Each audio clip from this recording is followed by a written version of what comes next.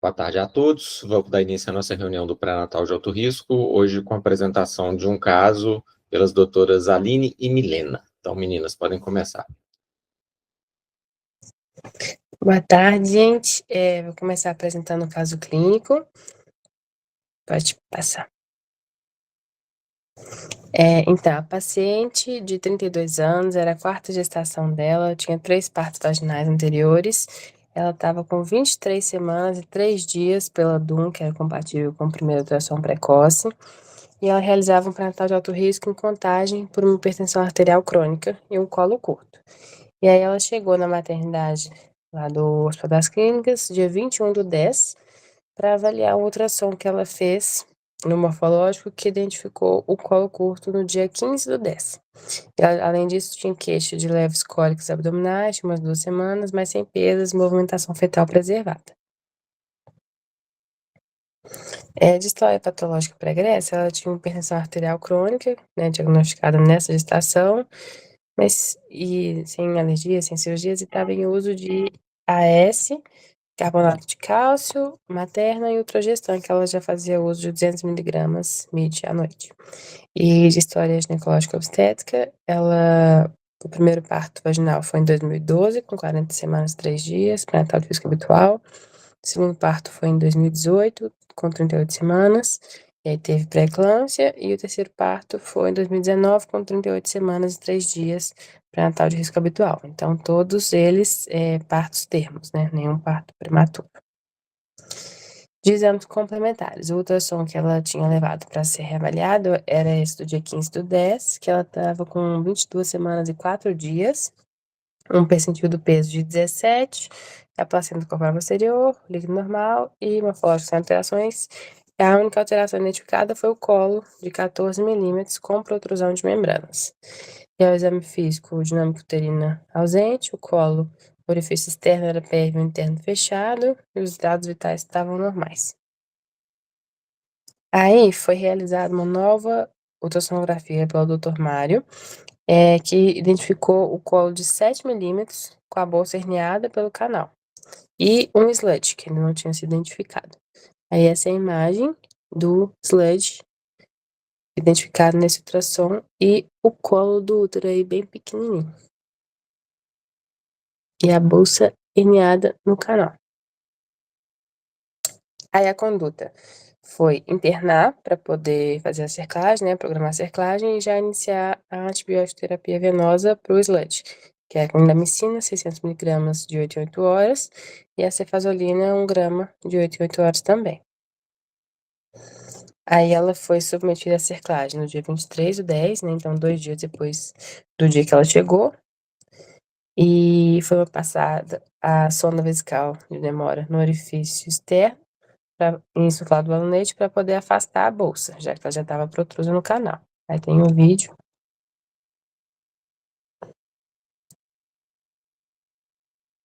que mostra, né, o balonete, a bolsa, a colocação da sonda. Isso. E tem essa imagem do aspecto do colo após a passagem da sonda. Ela foi submetida à cerclagem, foi um ato sem intercorrências, realizada a técnica de McDonald, e essa aí é a imagem do colo após o procedimento. No dia seguinte, foi realizado um novo ultrassom ao beira-leito, visualizado o ponto de cerclagem íntegro. Tá nessa imagem. Isso. E ela recebeu alta no dia 24/10, com a prescrição de antibiótico oral para completar, né, o esquema. Completar 7 dias, agora a clindamicina 300 miligramas de 6 em 6, e a cefalexina 500 miligramas de 6 em 6 também. Mantido, né, a progesterona, 200 miligramas via vaginal, e orientações de cuidados pós-operatórios, sinal de alarme, e o retorno para o pré-natal de alto risco com 2 semanas. E aí ela retornou no nosso ambulatório, né, do pré-natal, no dia 5 de novembro, sem queixas, já tinha terminado o esquema de antibiótico terapia, e foi realizado um novo ultrassom que não tinha alterações.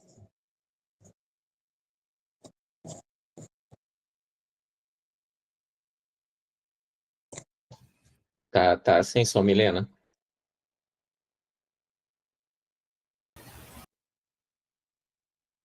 Agora, então, eu vou apresentar o artigo que está relacionado com o caso clínico que a Aline apresentou para a gente. Esse artigo ele foi publicado recentemente na Revista Americana de Ginecologia e Obstetrícia. Foi publicado em outubro de 2025. Eu coloquei o QR Code aqui ao lado para quem quiser ver ele na íntegra. E é uma meta-análise que ela fala sobre cerclagem para colo curto, menor que 20 milímetros, antes de 24 semanas, em gestações únicas, sem um parto prematuro espontâneo prévio. E foi uma meta-análise de ensaios clínicos randomizados usando os dados individuais desses pacientes.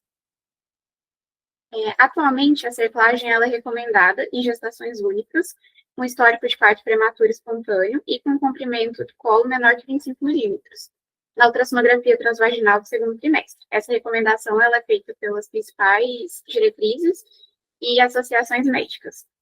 Mas a gente vê que, olhando os dados, a maioria dos partos prematuros vai ocorrer em pacientes que não têm histórico de parto prematuro espontâneo.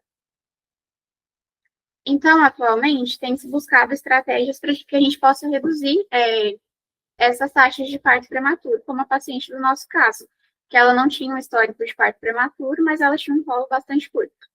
E a gente vê que um colo uterino curto, medido pela ultrassonografia transvaginal, é um bom preditor de parto prematuro espontâneo em gestações que não têm histórico de parto prematuro. E, recentemente, uma meta-análise mostrou que é benéfico a gente indicar a cerclagem em pacientes com colo menor que 10 milímetros na ultrassonografia, mesmo que elas não tenham um histórico de parto prematuro espontâneo. E essa meta-análise, ela teve como objetivo aumentar um pouquinho esse ponto de corte para que mais pacientes possam fazer cerclagem e para que mais partos prematuros sejam prevenidos. E analisar, né, para ver se isso tem alguma evidência científica. E aí eles utilizaram como critérios gestações únicas, sem histórico de parto prematuro espontâneo, um colo uterino menor que 25,9 milímetros na ultrassonografia do segundo trimestre. Foi uma meta-análise, utilizou como fonte de dado 4 bases, as palavras-chave cerclagem, cerclagem cervical, salvamento, resgate, emergência, indicado por ultração, colo do útero curto, comprimento do colo do útero, ultração e ensaio randomizado. Eles pegaram todos os estudos, desde o início dessas bases de dados até novembro de 2024. Não teve restrição de idioma, e os dados individuais desses pacientes foram randomizados foram integrados, os dados individuais desses pacientes foram integrados em banco de dados e o desfecho primário analisado foi parto prematuro menor que 37 semanas. Então, após aplicar os critérios de inclusão e exclusão, foram incluídas na meta-análise 6 ensaios clínicos, o que totalizou 507 gestantes, e o risco geral de viés desses ensaios foi considerado baixo. Aqui a gente tem uma tabela que ela resume as características desses ensaios incluídos. Então, 2 eram dos Estados Unidos, 2 eram multicêntricos, um do Japão e um da Europa. A maioria dos estudos considerava o colo menor que 25 milímetros como ponto de corte, e a maioria dos estudos utilizou a técnica de McDonald para cerclagem. Então, falando um pouquinho dos resultados, o parto prematuro, ele ocorreu em 33% das pacientes no grupo com cerclagem e em 33% no grupo dos pacientes com cerclagem e 39% no grupo dos pacientes com cerclagem. E aí a gente vê aqui no gráfico em floresta que não foi um resultado estatisticamente significativo. Mas, quando eles fizeram as análises dos subgrupos, eles observaram uma diminuição estatisticamente significativa no parto prematuro, nos polos menor que 5,9 milímetros e no polo menor que 10,9 milímetros. Também foi observada uma diferença estatisticamente significativa no polo menor que 20,9 milímetros. Porém, o polo menor que 25,9 milímetros não teve uma redução significativa. Então, aqui tem uma figura que mostra a tendência de menor taxa de parto prematuro associada à cerclagem, comparado com a ausência de cerclagem. Então, aqui a gente tem a incidência do parto prematuro, em vermelho as pacientes com cerclagem e em preto as pacientes sem cerclagem. Então, a gente vê que nas pacientes que fizeram cerclagem, essa incidência acaba caindo. Isso num polo menor que 20 milímetros. E eles também observaram que a cerclagem foi associada a um período de latência maior quando o colo era menor que 20 milímetros. Então, aqui nessa figura demonstra esse tempo de latência maior, ou seja, foram mais dias até ocorrer o parto da paciente desde a randomização. Então, a conclusão desse estudo é que ocorreu uma diminuição significativa no parto prematuro e um aumento do período de latência no colo menor que 20 milímetros. Porém, não foi observado um efeito geral no colo menor que 25 milímetros. Então, esse artigo, ele põe como sugestão que as diretrizes clínicas devem considerar a cerclagem para gestantes que tenham um colo menor que 20 milímetros antes de 24 semanas, mesmo que ela não tenha um parto prematuro anterior, como é o caso da paciente do caso clínico.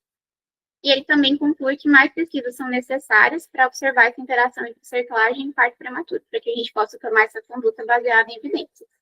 Então é isso. Obrigada. Obrigado, Milena. Volta na apresentação lá da Aline, por favor, nas imagens.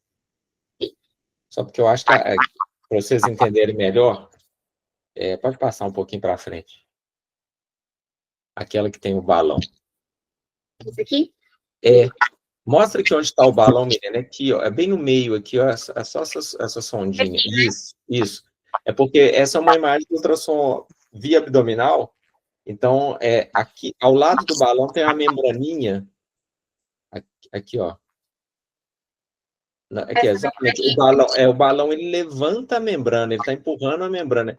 Ele está separando a membrana, o córeo do âmio, vamos dizer assim. Então, Então, aqui, essa imagem dá para ver bem o balão e passar a próxima. Mais uma. Esses pontinhos brancos em cima, acima e abaixo do caliper, do amarelinho, tem um lá em cima, perto da sonda, e um outro cá embaixo. Sobe mais seu mouse. Mais. À esquerda agora. Esquerda. Esquerda. Não, pro outro lado, direito, então. Esse, mais um pouquinho.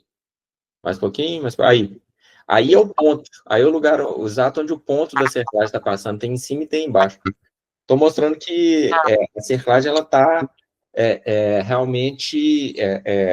a herniação da bolsa ela para mais ou menos na altura que o ponto, passa. Né? E por isso a gente tem esperança aí que vai segurar mais tempo a gestação. Pode parar a apresentação.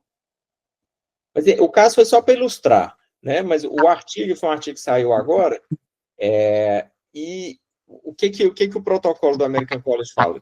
Se a paciente tem história de parto pré-termo anterior e o colo curto, eles já recomendam a cerclar a partir de 25 milímetros, menor que 25. E se ela não tem história, dependendo da história, o colo está menor que 10 milímetros, menor que 1 centímetro, eles indicam cerclar também. Esse artigo, que ele, na verdade, ele incluiu só um trabalho em comparação aos outros, só um trabalho de 2025, em comparação com a última meta-análise, e que não é nenhum trabalho grande, é um trabalho relativamente pequeno, eles conseguiram mostrar que abaixo de 2 centímetros também já poderia ser feito a cerclagem. Né? É um grupo que a gente, na prática, muitas vezes coloca o pessário. Colo menor do que 2 milímetros, mas maior do que entre 2 e 1, né, a gente tem colocado o pessário nesse grupo. Só que os americanos, eles não gostam muito do pessário, eles gostam da cerclagem. Então, eles fizeram essa reanálise e acharam uma diferença estatística. E como é um pessoal muito, muito importante lá dentro do American College que fez esse trabalho, o Berghella, o Romero, eu aposto com vocês que na próxima revisão do protocolo da ACOG já vai sair para cerclar todo mundo abaixo de 2 centímetros. Porque esse pessoal, eles que mandam lá dentro da ACOG. Então, vocês vão ver. Hoje é 13 de novembro de 2025, a próxima revisão que tiver, vocês me cobram. A próxima revisão do protocolo da ACOG já vai sair com indicação de cerclar todo mundo, independente de ter história ou não, com colo menor do que 2 centímetros. O que para nós, por um lado, é bom, porque são pacientes que no SUS, muitas vezes, a gente às vezes não consegue colocar o pessário. Mas a gente teria já, então, uma indicação formal, talvez, para fazer cerclagem num grupo com colo ainda um pouco maior do que a gente estava fazendo. Né? Essa paciente nossa, ela estava com colo 0,7, já estava menor do que 1 centímetro, que era a última recomendação deles. Então, talvez com colo um pouco maior, a gente vai começar a fazer também. professor Schneider, que deu uma aula outro dia de cerclagem lá no nosso encontro, quer fazer um comentário, China? Não, eu acho que você falou tudo, Mário. É isso aí mesmo. É porque eles ficam sempre tentando ampliar o uso da cerclagem. Agora que eles conseguiram provar isso estatisticamente, né, mesmo que seja, às vezes, só uma, entre aspas, forçação de barra aí estatística, né, eles estão mostrando benefício. Eu acho realmente que tem benefício. Entre dar só progesterona ou dar progesterona mais a cerclagem, provavelmente a cerclagem vai adicionar um benefício a mais nesse grupo, né? Então, eu gostei desse trabalho, eu acho que vai ser positivo. Eu ainda acho que o PSAB teria um lugar aí nesse grupo, mas tem menos evidência, então isso não vai sair nos protocolos por enquanto. Então, a cerclagem vai ser uma opção principal aí nesses grupos. Beleza? Alguém mais quer fazer algum comentário? Então tá, eu também vou terminar mais cedo, porque eu estou virado, acabei de chegar da viagem. Eu e Patrícia, né, Patrícia? Chegamos, felizmente tudo bem. Então, amanhã nós estamos aí no HC com vocês. Um abraço, até semana que vem. Um abraço. Tchau, obrigado. Tchau, professor. Obrigada. Tchau.